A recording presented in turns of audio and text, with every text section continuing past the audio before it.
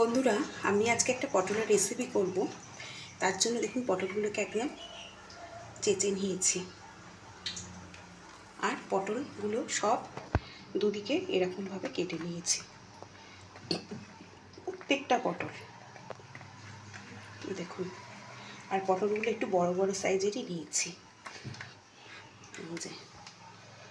এবার কড়াইতে আমি সাদা তেল ইউজ করেছি। এই রান্নাটা সাদা তেলেই হবে। কড়াইতে তেলটা গরম হয়ে গেছে, আমি এবার পটলগুলো ছেড়ে দেবো।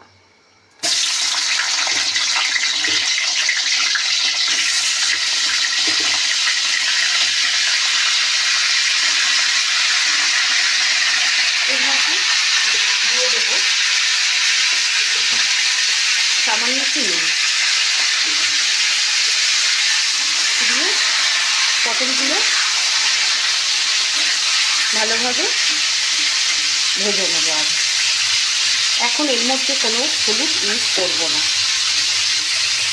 পটলগুলো ভাজা হোক, আর এদিকে একটা মশলা বানাবো। তার জন্য লাগবে হচ্ছে টক দই,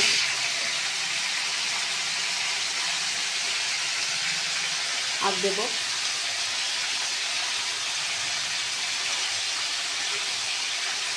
কাঁচা লঙ্কা,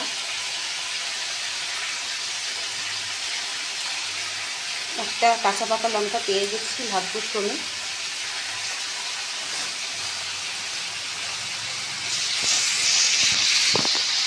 আর এখানে তেমন কোনো কিছু মশলা আমি ইউজ করবো না।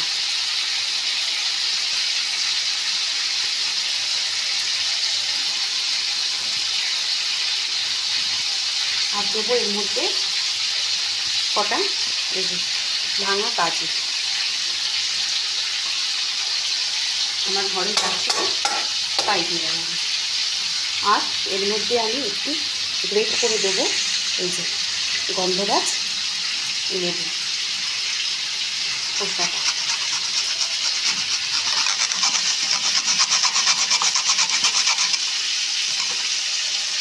বেশি না, অল্প দেবো, এই সাদা অংশটা যেন না চলে আসে।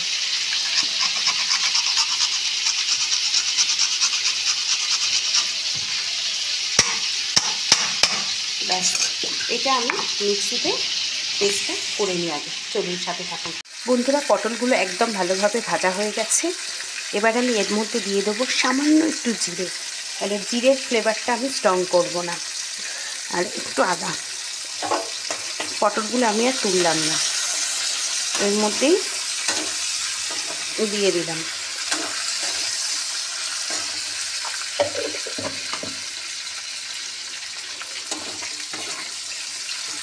এবার যে পেস্টটা বানিয়েছিলাম, কি দিয়ে বানালাম, কাঁচা লঙ্কা, কাজু, টক দই, আর জাস্ট একটু গন্ধরাজ লেবু গ্রেট করে দিয়েছিলাম খোসাটা। এবার সেটা এর মধ্যে দিয়ে দেবো। ফ্লেমটা একদম কমিয়ে দিতে হবে, বেশি ফ্লেমটা বেশি বাড়ানো যাবে না। আর যেহেতু আমি এটা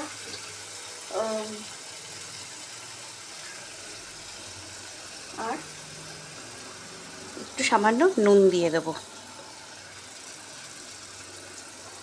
আর এটা আমি যেহেতু একটু হালকা একটু লেমন কালারের রাখবো, ওই জন্য বেশি হলুদ ইউজ করব না, সামান্য জাস্ট এই ছিটিয়ে দিলাম।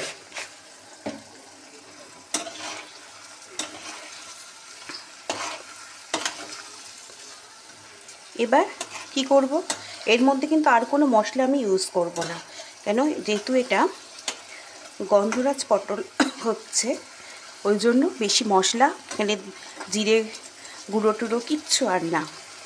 এই মিক্সির বোলটা একটু ধুয়ে জাস্ট সামান্য জলটা দেব। চলো বোলটা ধুয়ে নিই। এই বোলটা ধুয়ে একটু জল দিয়ে দিলাম, আর দেব একটু ব্যালেন্স করার জন্য, কারণ এটা নিরামিষ রান্না তো একটু চিনি দিলে ভালো লাগবে। তার মধ্যে আবার টক দইটা আছে, টক টক, আমি একটু চিনি দিয়ে দিলাম। এবার এটা ফুটুক, তারপরে আমি আসছি কিছু জিনিস নিয়ে। এবার বন্ধুরা আমি দেখো কীরকম শুকিয়ে গেছে। এবার গ্যাসের ফ্লেমটা আমি একদম অফ করে দেবো। অফ করে দিয়ে এই দেখো একটু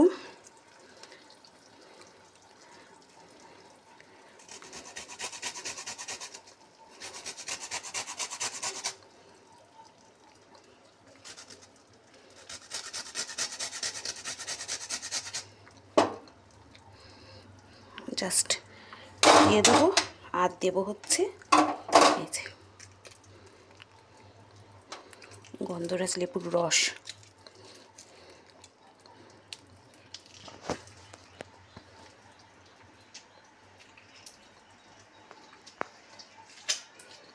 আরও যাতে ফ্লেভারটা স্ট্রং হয়। যেহেতু আমি এটা গন্ধরাজ পটল করলাম, অবশ্যই কিন্তু গ্যাসটা অফ করে দিও।